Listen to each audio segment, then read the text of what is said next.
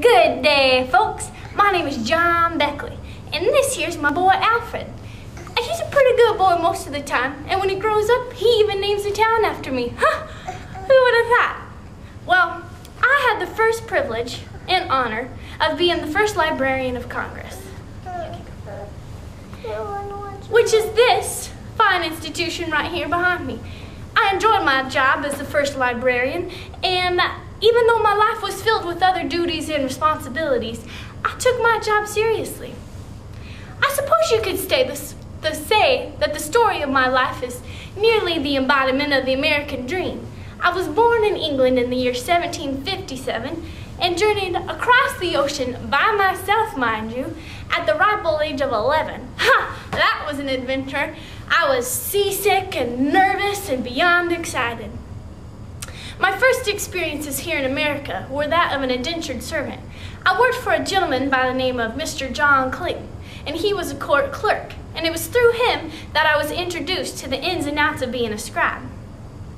I was a hard worker, and I soon gained the respect of everyone within my community. In fact, they even made me the mayor at the ripe old age of 26. Ha! 26!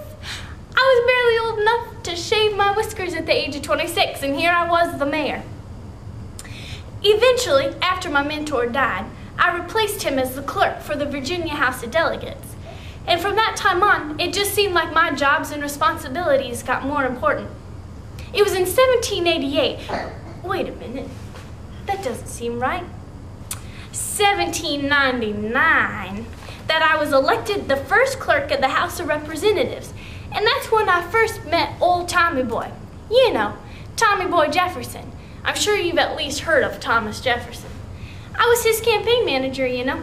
And if it wasn't for my passion and my support, I'm sure he never would have gotten elected president. But does anyone remember me? No, they just, well, I digress. Anyway, it was Tom who appointed me as the Librarian of Congress for the Capitol Library. I felt like I would be a good librarian, since I had done similar work and had been responsible for the books and documents when I was a clerk for the state of Virginia. From that point on, I balanced both of my responsibilities as a librarian and clerk for the House of Representatives.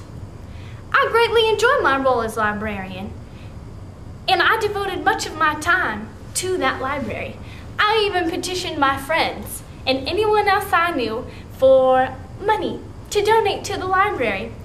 I almost wonder if they always had to stifle groans whenever they saw me coming, but I was determined to do whatever it took to make sure that library was a success.